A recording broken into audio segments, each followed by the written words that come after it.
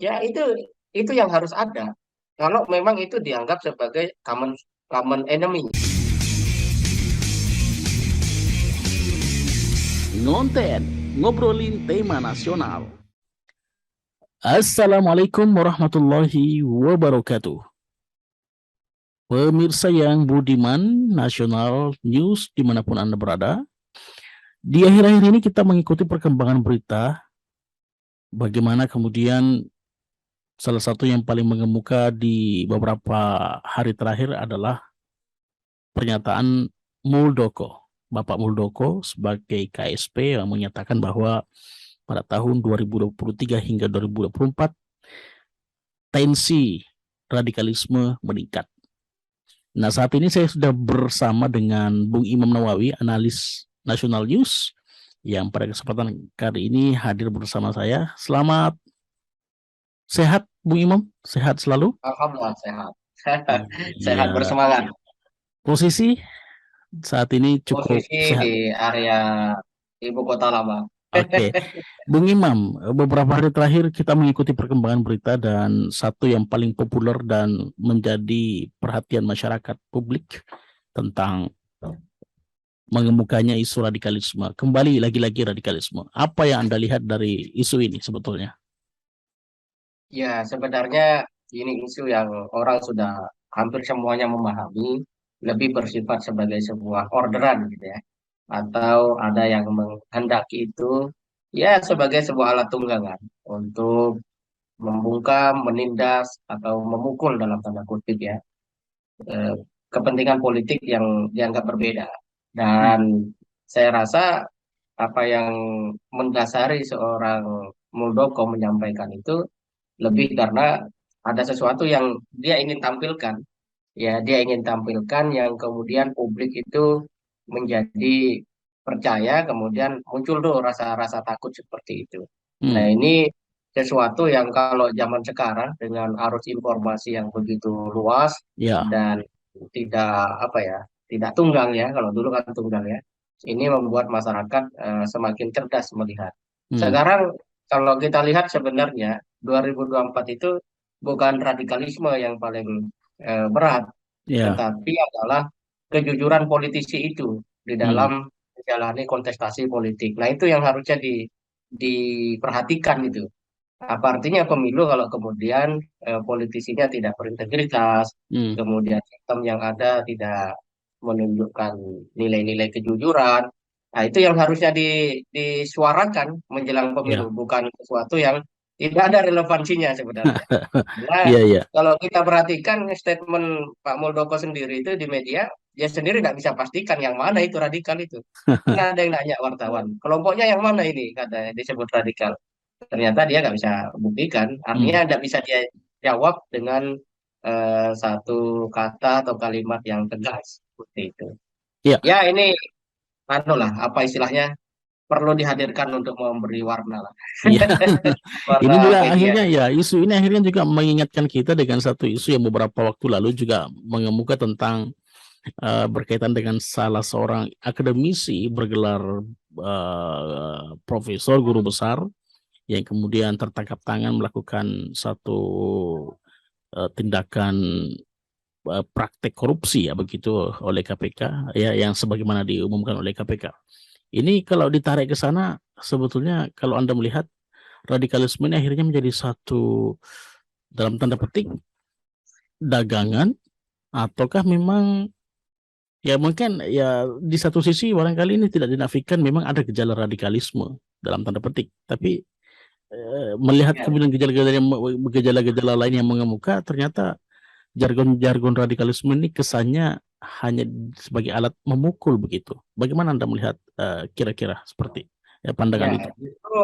itu fakta-fakta yang pada akhirnya membuat publik terbuka matanya gitu kan, Hmm. pikirannya. Oh, ternyata orang yang selama ini sangat kencang berbicara radikalisme ternyata adalah pelaku tidak pidana korupsi. Hmm. Artinya orang menangkap nih, publik menangkap bahwa isu radikalisme itu hanya untuk mengalihkan perhatian orang terhadap soal-soal yang lebih substantif. Ya. Apa soal substantif yang dihadapi oleh bangsa kita? Itu satu, soal moral yang kemudian Hmm. rendah gitu ya. Iya.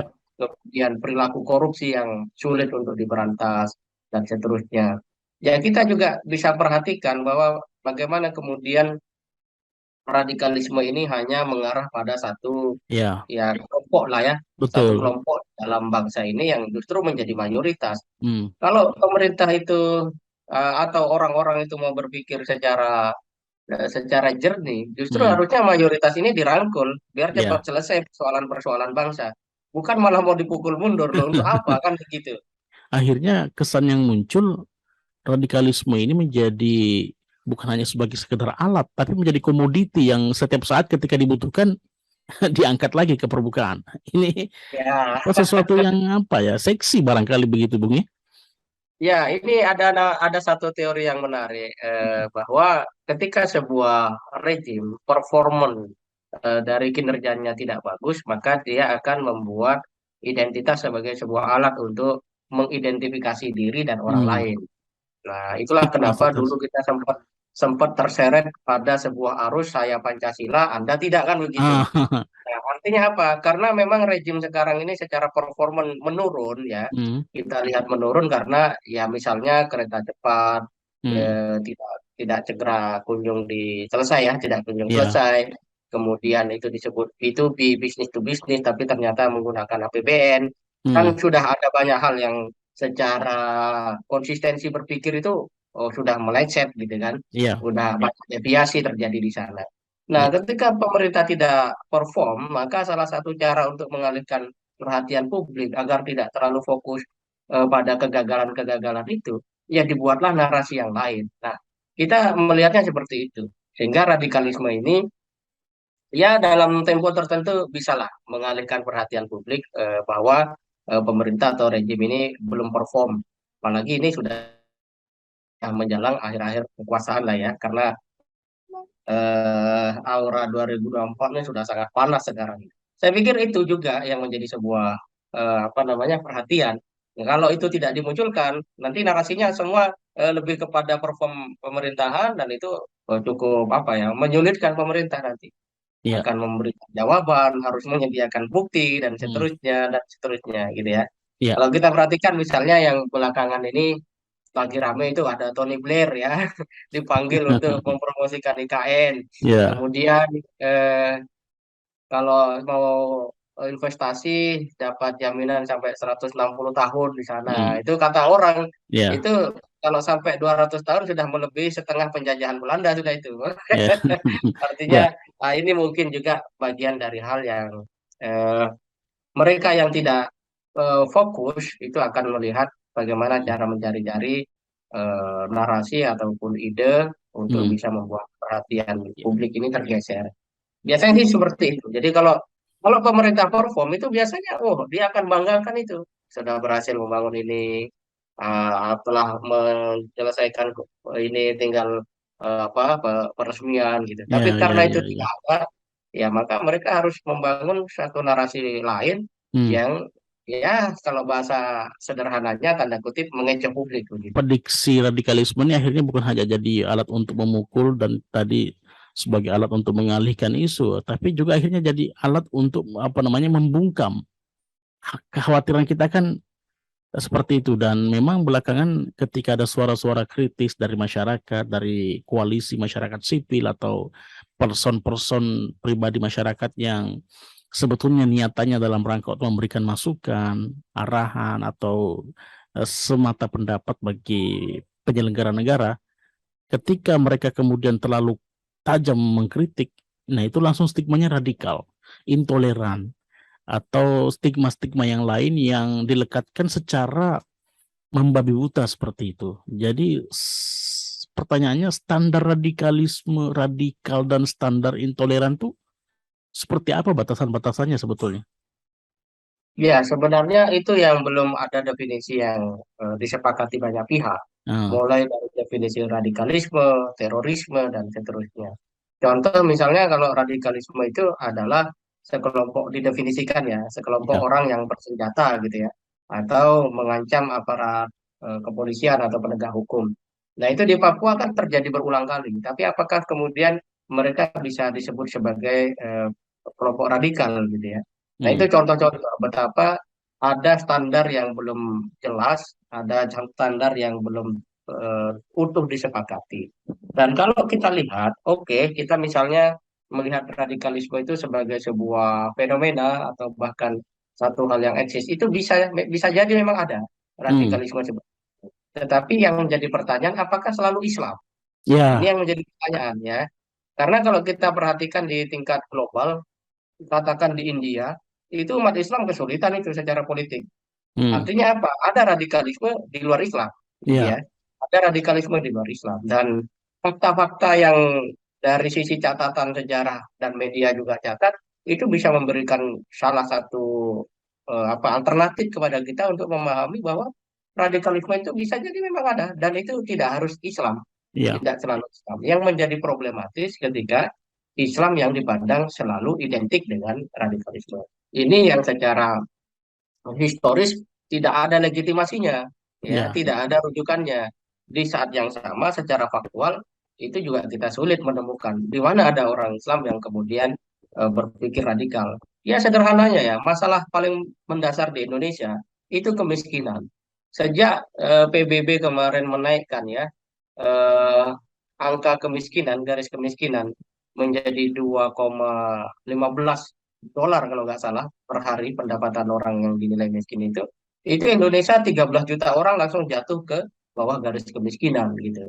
Nah, angka-angka kemiskinan ini kan belum bisa diatasi. Hmm. Ditambah lagi dengan kenaikan BBM, ya kan?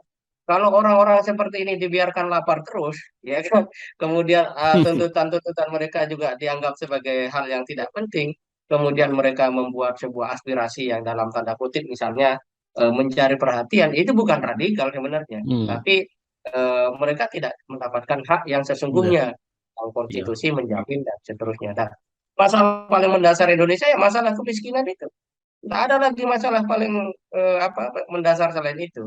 Hmm. Oleh karena itu, kalau kita bicara tentang kehidupan masyarakat di apa ya, di pedalaman, di perbatasan dan seterusnya, kita temukan fenomena-fenomena yang sangat luar biasa. Tapi hebatnya orang Indonesia, mereka tidak pernah mengeluh tuh.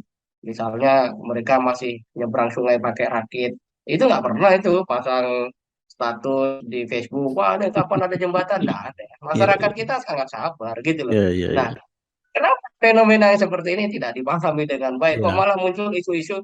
Coba kalau misalnya turun menteri ke satu desa ya, ditanya di sana orang-orang itu, Anda tahu radikalisme? Pasti dia tidak tahu. Kecuali dia masih connect dengan internet itu mungkin dia tahu gitu. Nah orang tidak tahu kenapa jadi program. Ya. Ya. Lebih Ya. baik kan yang jadi program penekanan kemiskinan, peningkatan SDM gitu kan. Ya, mohon maaf pemirsa tadi terputus. Kita lanjut. eh, Sampai tadi ke penjelasan Anda terkait dengan bagaimana kemudian radikalisme ini menjadi isu yang seksi sekali, dan pada tahapan kemudian radikalisme ini kesan yang muncul hanya menyasar pada satu kelompok atau satu pihak saja, itu Islam. Padahal sejatinya radikalisme itu ada di semua sektor, termasuk mungkin agama yang lain. Tetapi di Hmm. Indonesia yang muncul, yang mengemuka dan selalu dikemukakan adalah radikalisme Islam. Ini sesuatu yang kita mesti apa namanya luruskan stigma-stigma radikalisme terhadap Islam ini. Walaupun memang seperti Bung katakan tadi, memang tentu kita tidak bisa nafikan ada radikalisme itu pasti ada yang berlebihan ya, yang beragama melakukan praktik-praktik yang berlebihan. Nah, bagaimana sebagai ya kita sebagai komponen, sebagai elemen muda melihat fenomena ini karena eh, yang paling banyak disasar isu-isu semacam ini kan kelompok-kelompok muda yang barangkali juga belum memiliki pemahaman yang sepenuhnya komplit terkait agama gitu, sehingga dikhawatirkan isu tentang radikalisme itu kemudian mempengaruhi mereka sehingga mereka kemudian takut dengan agama sehingga pada akhirnya dia membenci agama. Menurut Anda, Bung? Ya, memang isu-isu radikalisme ini kan lahir dari negara-negara yang sekuler ya, Hmm. sekuler, liberal, di mana mereka menganggap bahwa agama ini cenderung kalau bisa nggak usah lah ada gitu kan, karena Hmm. ya kadangkala memang beberapa program mereka terhambat dengan nilai-nilai agama itu. Dan kalau kita perhatikan, sebenarnya isu ini merupakan satu kelanjutan ya dari proses-proses ya imperialisme, Hmm. kolonialisme gitu ya, yang memang ya Belanda itu kewalahan memang menghadapi perlawanan Indonesia umat Islam itu karena satu-satunya ajaran agama yang menolak penjajahan itu ya memang Islam gitu. Hmm. Maka tuduhan-tuduhan atau stigma-stigma begitu sengaja dibuat. Jadi kalau sekarang ada ya memang itu riwayatnya memang ada. Nah, persoalannya adalah bagaimana kita bisa berpikir lebih canggih dari sekedar radikalisme itu, gitu kan? Ya. Pertama, kita harus melihat bahwa isu radikalisme ini adalah isu yang belum bisa didudukkan secara ilmiah, Ya. bahwa ini loh radikalisme, kemudian ini loh orangnya yang radikal, gitu kan? Hmm. Dan begini ajaran radikalisme itu Ya. kan belum ada itu. Nah, Sampai betul sekarang betul. belum ada kan.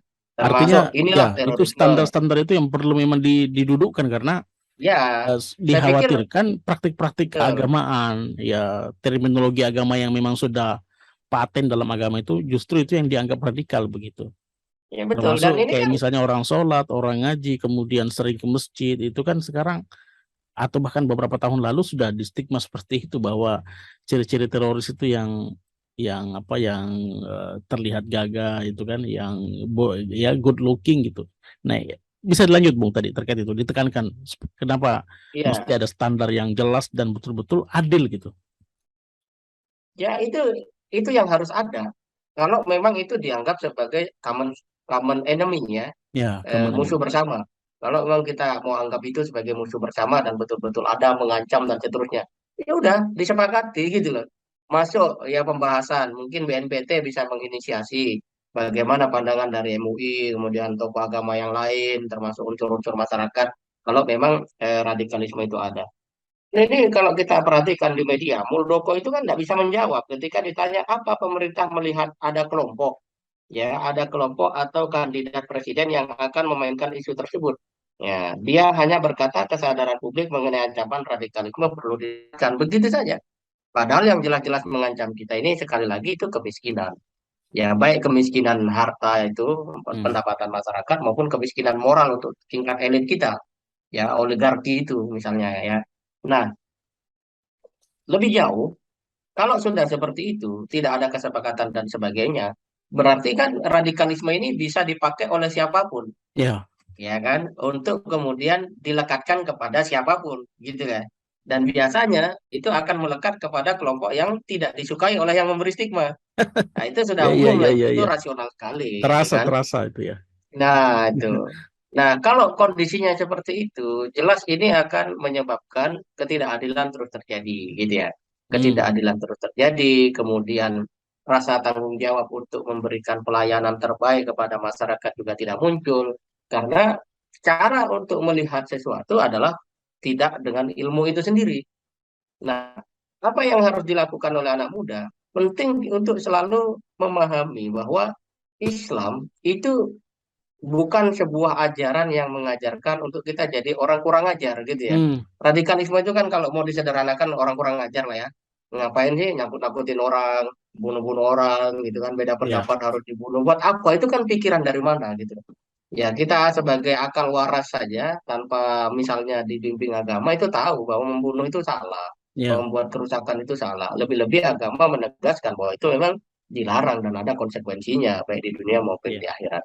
Itu yang pertama. Yang kedua, anak-anak muda harus mulai sadar bahwa esensi problem yang dihadapi satu bangsa seperti Indonesia itu adalah lagi-lagi kemiskinan dan moral. hmm. Ya, kemiskinan dan moral. Kemiskinan dan moralnya maksudnya rakyat itu banyak yang hidup miskin, banyak elit negara itu miskin moralnya. Sehingga Hmm. mereka berebut untuk bisa korupsi sebesar-besarnya. Dan supaya isu korupsi itu tenggelam, maka dimunculkanlah isu-isu radikalisme. Dan itu saya pikir sudah publik memahami. Nah, Ya, langkah terakhir harus dipahami bahwa Islam ini adalah peradaban.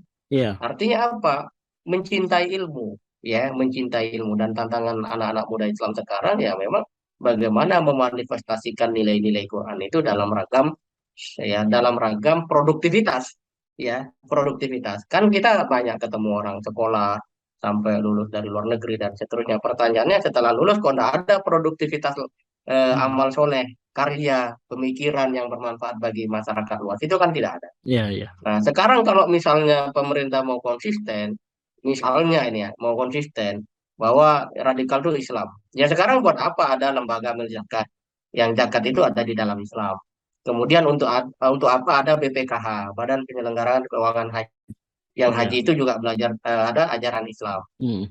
Jadi tidak konsisten. Ya. Nah, oleh karena itu isu radikalisme ini menurut saya isu yang harus kita tinggalkan lah ya, karena semakin dibahas orang juga semakin tidak mengerti, yang menyerukan, menyuarakan itu semakin tidak mengerti. Oh, Ya. ditanya mana ada potensi, tidak bisa jawab ya gitu loh. Jadi jawaban pada saat yang sama energi kita kalau diarahkan pada misalnya anak muda membangun apa misalnya aplikasi yang bisa membantu orang dalam kondisi garis kemiskinan ekstrim bisa terbantu kayak apa dan seterusnya. Nah, ini yang harus kita apa namanya munculkan oleh anak-anak muda Islam. Nah, kalau kita sudah mulai punya pikiran untuk produktivitas di dalam kehidupan secara langsung dalam alam horizontal kita sebagai sosial masyarakat dan kebangsaan ini, ya saya pikir isu-isu begitu tidak ada yang dengar lah ya. Ya, Ya. saya pikir nggak akan ada yang dengar itu gitu. Seperti yang disampaikan oleh Bung Imam tadi, kita tidak menafikan memang bahwa ada sifat-sifat atau perilaku-perilaku yang berlebihan dalam agama, termasuk di semua aspek kehidupan ada gejala-gejala seperti itu. Namun perlu keadilan, perlu rasa keadilan, perlu perlu kesadaran bersama untuk mendudukkan persoalan ini karena sangat sensitif, sehingga kemudian betul-betul langkah yang diambil juga melahirkan rasa keadilan, rasa kebersamaan yang juga tidak kemudian menjadikan satu pihak menjadi korban, ya di pihak lainnya menang, ya seperti itu. Padahal kita adalah bagian dari satu bangsa yang mestinya energi agama itulah sebetulnya energi yang besar untuk bisa bangkit bersama dalam membangun negara kesatuan Republik Indonesia. Baik, terima kasih Bung Imam atas waktunya. Dan mungkin saya minta closing statement dari Anda sebelum obrolan ini saya tutup. Silakan Bung Imam. Ya, saya pikir isu radikalisme adalah isu yang bagaimanapun kita tidak setuju, tetap bisa menjadi sebuah bahan untuk kita belajar. Ya, Bahwa memang selalu ada kerancuan-kerancuan di dalam sebagian orang berpikir, kemudian kadangkala ada kepentingan yang lebih besar, sehingga kurang memberikan perhatian terhadap cara berpikir rasional, dan ya, tentu saja sebenarnya dari setiap isu yang ada, yang terpenting adalah kita hadapkan dengan realitas. Benarkah isu itu hidup di dalam kenyataan, menjadi problem secara real, atau seperti apa?